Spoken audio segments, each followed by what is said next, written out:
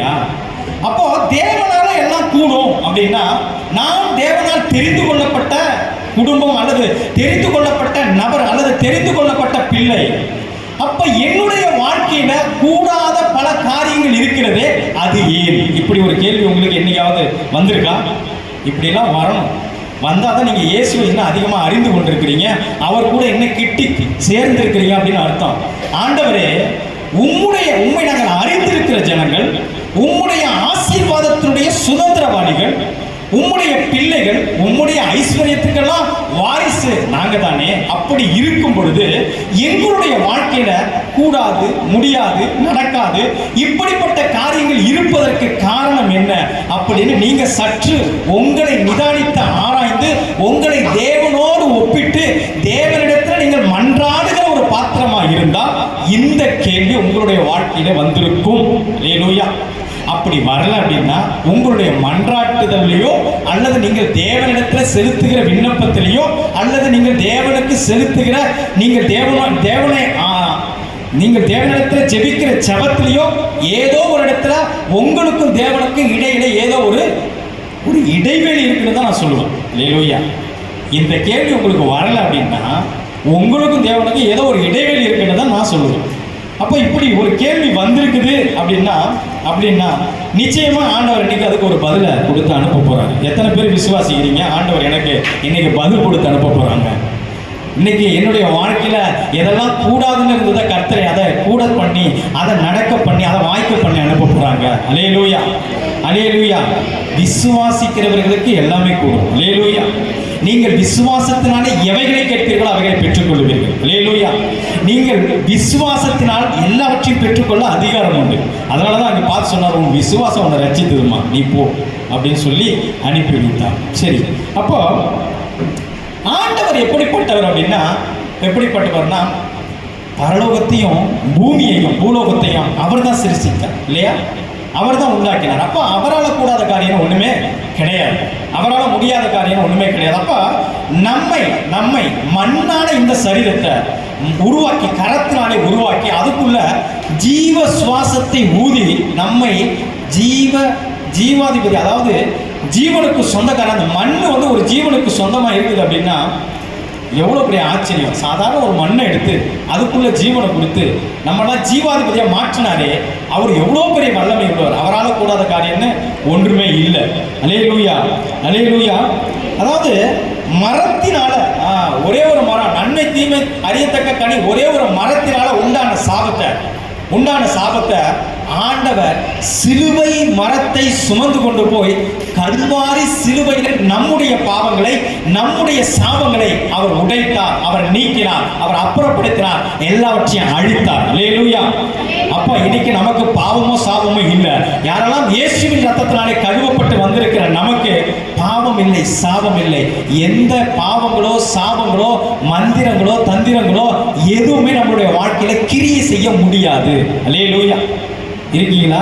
அப்போ வருகிற சாபங்களை எல்லாம் கல்வாரி சிலுவையில் அவர் தீர்த்தார். அப்பேற்பட்ட தேவாதி தேவன், ராஜாதி ராஜன், மகத்துவம் உள்ளவர், அதிசயமான தேவன், அவரால் செய்யக்கூடாத காரியம் என்று உண்டோ? இல்லை. அப்போ இன்னைக்கு அவர் ஆண்டவருடைய அற்புதம் அப்படின்னு பார்த்தோம்னா அடுத்த ஸ்லைட்ல ஒரு சில படங்களை போட்டிருக்கான். ஆண்டவருடைய அற்புதம் அப்படின்னு பார்த்தா ஏராளமான அற்புதம், சொல்லி முடியாது. யோவான் எழுதுகிறார், ஆண்டவரை நீங்கள் செய்த அற்புதத்தை இந்த புத்தகத்திலே எழுதினார். அது இந்த புத்தகம் அல்ல, இந்த புத்தகத்தில் எழுதுவதற்கு அதை முடியாது, கூடாது என்று எழுதுகிறார். ஒரே வார்த்தை எழுதிட்டார். கடைசியாக புத்தகத்தை முடிக்கும் பொழுது உங்களுடைய அற்புதங்களையும் அதிசயங்களையும் விவரித்து எழுதணும்னா அதுக்கு புத்தகம் பத்தாது. ஏன்னா அந்த உலகத்தை தாண்டின அளவிற்கு அது எழுத்தின் வடிவம் நீண்டு கொண்டே போகும். அப்போ புத்தகத்துக்குள்ள அதில் எழுத முடியாது. அவ்வளோ அதிசயங்களை செய்தவர், அற்புதங்களை செய்தவர் அவர். அப்படிப்பட்ட தேவன், செங்கடலை பிளந்தவர், மரித்த லாசரு 4 நாளுக்கு அப்புறம் உயிரோடு கூட எழுப்பின தேவன். ஒருவன் மரித்து வந்து கொண்டிருக்கிறான், பாடையில தூக்கிட்டு வராங்க, குடும்பம் முழுவதும் கண்ணீரோட இருக்கு. அப்படிப்பட்ட சூழ்நிலைகளுக்கு மத்தியில ஜீவனுக்கு சொந்தக்காரர், ஜீவாதிபதி ஆகிய இயேசு கிறிஸ்து எதிரே வருகிறார். ஒரு இடத்துல ஜீவன் இழந்து போய் ஒரு சரீரம் வந்து கொண்டிருக்கிறது, இன்னொரு இடத்துல ஜீவனுக்கு சொந்தக்காரர் எதிரே வந்து கொண்டிருக்கிறார். இருவரும் சந்தித்ததன் மாத்திரத்தில் மரித்த சடலம் உயிரோடு கூட எழுப்பினது. அல்லேலூயா. இன்றைக்கு நம்முடைய வாழ்க்கையில பல பகுதிகள் கிறிஸ்து வந்திருக்கிறார். அல்லேலூயா. இன்றைக்கு அவரை நீங்க சந்திக்க போறீங்க.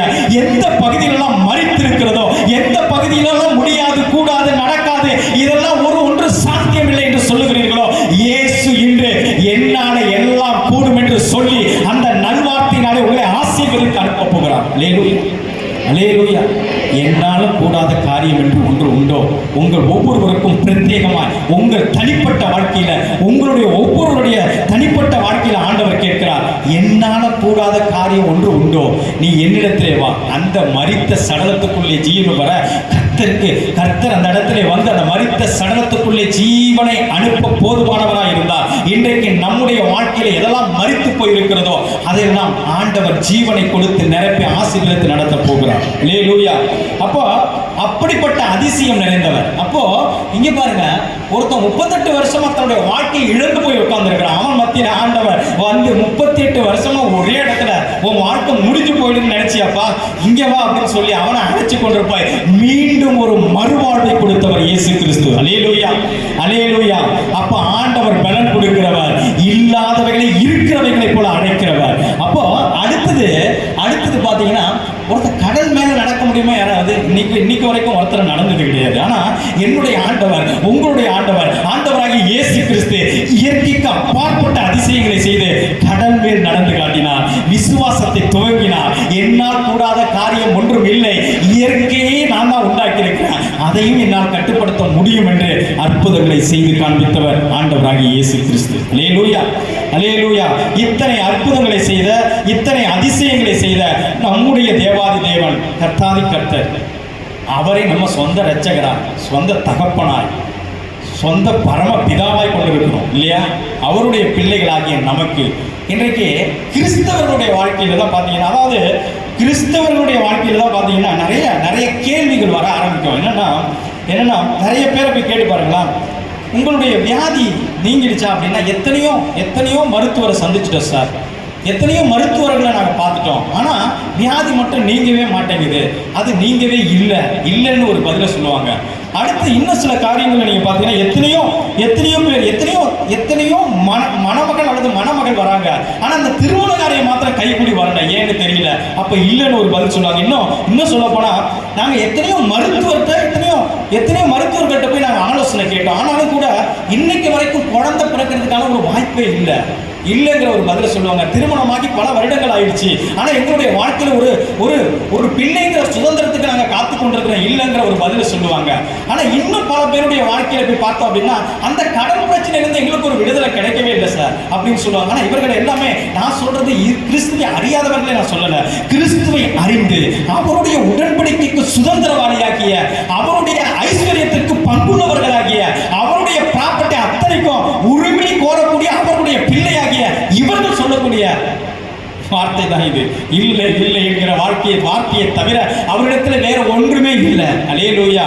ஆனால் இல்லை என்ற வார்த்தையை தவிர அவர்களிடத்தில் ஒன்றுமே இல்லை. ஆனால் இயேசு ஒருவருடைய வாழ்க்கையிலே வந்தால் இல்லாம எல்லாம் இல்லாமலே போகும். அல்லேலூயா, அல்லேலூயா. உங்க வாழ்க்கையில இருக்கிற எல்லா காரியங்களையும் மாற்ற அவர் போதுமானவராக இருக்கிறார். இன்னும் சில பேரெல்லாம் வியாபாரம் ஒன்று தொடங்கலாம் சார், வியாபாரம் ஆரம்பிக்கலாம், தொடங்கலாம், அல்லது வியாபாரம் நடந்து கொண்டிருக்க லாபமே பார்க்க முடியல, இப்படிப்பட்ட இதெல்லாம் நான் கிறிஸ்தவர்களிடத்திலிருந்து கேட்ட சாட்சிகளை சொல்றேன். நான் கிறிஸ்தவர்களை கேட்ட சாட்சிகளை நான் சொல்றேன். அதாவது இவர் ஞாயிற்றுக்கிழமை தான் பிசினஸ் டேன்னு சொல்லிட்டு கடையை திறந்துருவாரு, ஆண்டவருக்கு கடன் கொடுக்க மாட்டாரு, ஆனா பிசினஸ் மட்டும் செழிப்பா வந்தோம். எப்படி சார் நடக்கும்? எப்படி நடக்கும்? தேவன் இல்லாத இடத்துல நீ வேற விதமா ஆசீர்வாதத்தை தேடினா எப்படி நடக்கும்? ஐயா, ஞாயிற்றுக்கிழமை ஒரு நாள் தேவனுடைய பாதத்துக்கு நீங்க இடத்தை கொடுத்து பாருங்க. அந்த ஞாயிற்றுக்கிழமை நீங்க உங்களுக்கு